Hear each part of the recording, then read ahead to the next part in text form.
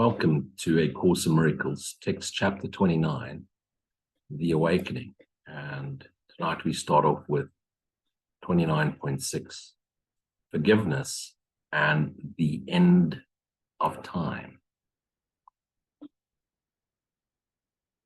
Now this non-dual chapter really brings us into the understanding of what is happening as we move into the non-dual space, into the oneness, atonement space. Atonement, non-dual. At-one-ment is non-dual. And so forgiveness means the end of time, because time is an illusion and time doesn't exist. And so when time no longer becomes our currency of exchange in the world of dreams, we awaken from it. And it starts with a very, very important question. Well, it actually asks two, and they mean the same thing. How willing are you to forgive your brother? So think of the people that have hurt you throughout your life. How willing are you to forgive them completely, not to have a single judgmental thought about them, or anyone in the world that has offended you or currently offends you, or any form of judgment that you may have against anyone? Are you willing to forgive them for whatever they've offended you on? And another way of asking the question is, how much do you desire peace instead of endless strife and misery and suffering and pain? How much do you desire peace instead of that? And of course, we want peace, but we also want pleasure. And you can't have pleasure without pain. Pleasure and pain are two sides of the same illusionary coin. And as are the peace and joy, two sides of the same reality coin called love. The two sides of love in our limited understanding while we abide here on earth, closing in on that non-dual understanding of the self, which is the extension of God. That beautiful coin called peace and joy is, that coin is love. That love is God. That love is self. These questions are the same in different forms. Forgiveness is your peace. For herein lies the end of separation and the end of the dream of danger and destruction, the end of sin and death, the idea of death, of madness and of murder, of grief and loss. This is the sacrifice salvation asks and gladly offers instead of this. So the only thing you're asked to sacrifice is separation, the dream of danger, destruction, sin, death, madness, murder, grief, loss. Is that really a sacrifice, letting go of that? The self, the Christ self, the awake part of the dreamer, calling all its fractures to return and awaken in it, is not asking that you give up the idea of connection, the idea of intimacy of connection. It's not asking you to be alone and lonely and long-suffering. It's not asking you to give up anything. It's not asking you to give up the things in this life that are expressions of your joy. But it does ask you to give up idols. Now, on the outside, let's take, for example, I enjoy motorcycle riding, whether it be on the track or going for a cruise on the Harley. Those are my expressions of my joy. I don't do it to be happy. I only ride when I'm happy. I don't dare go ride if I'm unhappy, because that's going to end up in an accident. I'm aware of that. I'm aware I'm going to create a situation I don't want to experience. So that's so seldom now that it even comes up that I'm unhappy, because I find myself happy all the time. So when I'm really happy, I like to ride my motorcycle. as an expression of my happiness. I don't ride it like I used to derive happiness from it. And so the Christ mind didn't ask me to give up motorcycles. It asked me not to invest my happiness in motorcycles. And when I gave up the idea that motorcycles was happiness, all of a sudden I became the essence of happiness. And when it became meaning, I realized I'm happiness. And now motorcycling became an expression of my happiness. And the same goes for relationships, even what appeared to be a romantic relationship. When I once upon a time sought relationships in order to make myself happy, a relationship now is an expression of my joy, an expression of my happiness, an expression of my oneness with all. I can't have a relationship, an intimate relationship with 8 billion people physically, but the intimate relationship with all people in this world happens in my mind. And as an expression thereof, I could have that with one another person. But they're no longer my source of happiness. I now share my being with them, and I share my joy with them. On the outside, it may look like a normal relationship. And so it makes such a bold statement in this next line, which is really, this is an instruction. Swear not to die, you holy Son of God. Swear not to think of death. You make a bargain that you cannot keep. Nothing in you dies. The real you never dies. The illusion dies. The illusion of the body dies. The Son of Life cannot be killed. And life is another word for God, because God is life itself. And therefore, as an extension of God, we are life too. Like I've said before, we don't have a life. We are life itself. The essence of ourself is life. God is immortal. So you are as immortal as your Father. He is as immortal as his Father. What he is cannot be changed. The Holy Son of God cannot change. The dream ceases to be, and so the dream appears to change just before it ceases to be. He is the only thing in the entire universe, in all the universe, that must be one. The Son of God is one, and all the fractured appearances of body, minds, activities, people, places, things, and events are just activities of his dreaming mind, him perceiving himself incorrectly. The universe is a misperception of the dreaming Son of God. What seems eternal, all will have an end. So the sun will come to an end. The universe will come to an end. It seems eternal. Sun is billions of years old. Universe is 16 billion years old. But it comes to an end. The stars will disappear. The night and day will be no more.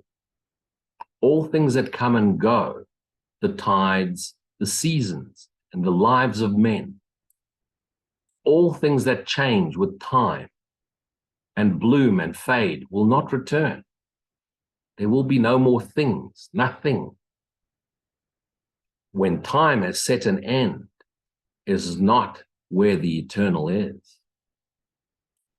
God's Son can never change by what men have made of him. We're not just talking of Christ or Jesus who becomes Christ. We're talking about all of it. The fact that you call men, women, children, mother, father, you've given what the Son of God is labels, but none of it's true. We are still as one, the Holy Son of God. He will be as he was and as he is. For time appointed not his destiny, nor set the hour of his birth and death. The setting of the birth and death hour is an illusionary function of the mind. Forgiveness will not change him, because there's nothing to change. Yet it will make him aware of himself, make you aware of yourself, your true self.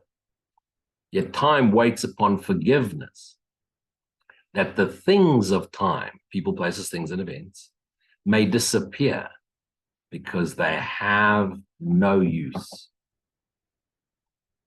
Nothing survives its purpose, the purpose for what it was made for. No thing survives its purpose.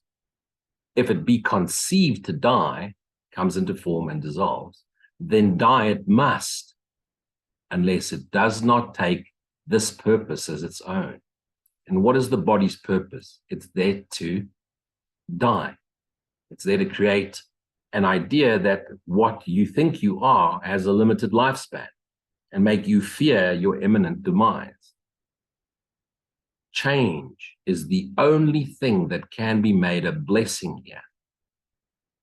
So let's be grateful that we're changed, that we age, that we eventually, the body seems to die, where purpose is not fixed, however changeless it appears to be. Think not that you can set a goal unlike God's purpose for you. And what is God's purpose for you? The extension of love. That you be his extension of his love, and that you extend his love as he extended you, and established it as changeless and eternal. The real you is eternally unchanged and forever extending the love you are.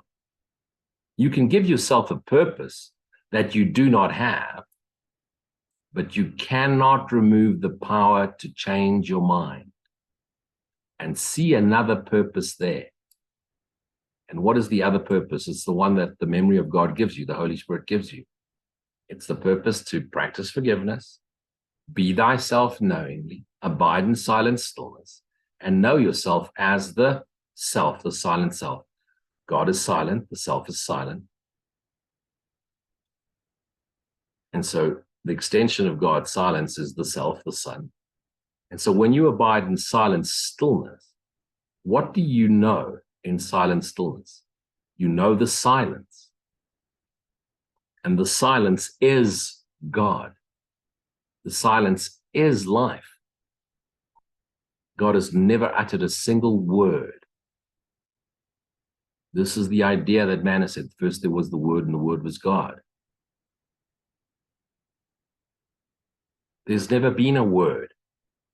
Words are concessions of a mind trying to remember itself. Words of its symbols twice removed. Does a symbol make a sound? And a symbol of what twice removed? A symbol of the eternal silence, which is the essence of life itself. God and life is the same thing. Life is energy.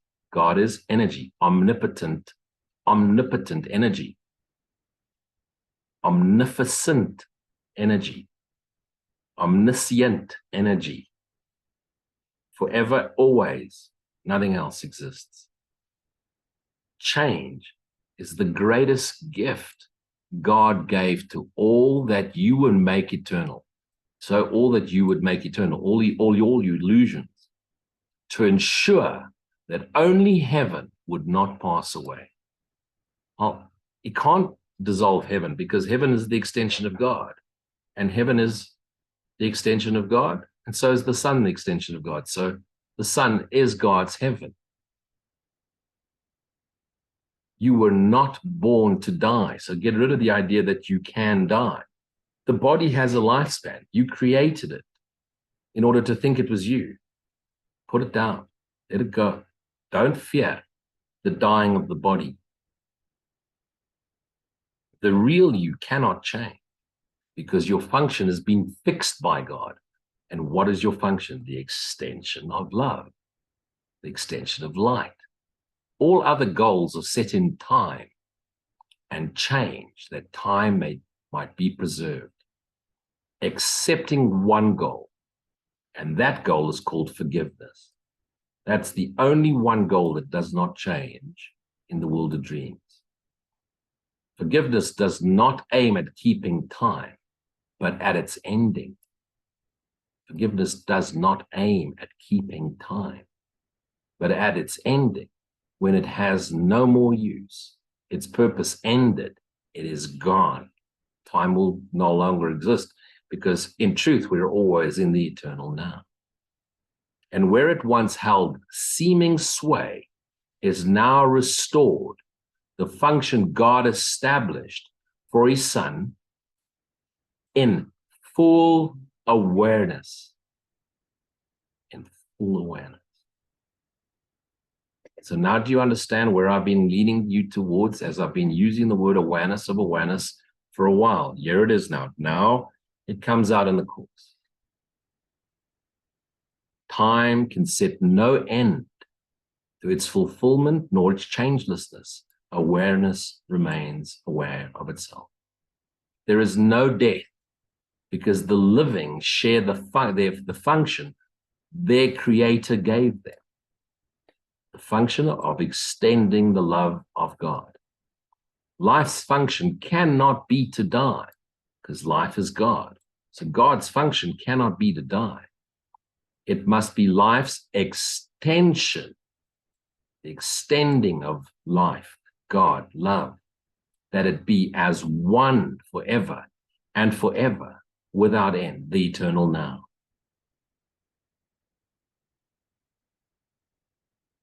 This world will bind your feet and tie your hands and kill your body only if you think that it was made to crucify God's Son. Crucify, we're not talking about nailing him to a cross. That's the old imagery. To crucify God's Son is to crucify you, and crucifying you is punish you. Crucifixion is used to punish and kill. So it's symbolic. So only if you think it was made to punish you, to keep you in misery, to keep you in suffering. But even though it was a dream of death, a dream, never happened, you need not let it stand for this to you. You can change what it stands for. It can stand for life. It can stand for joy.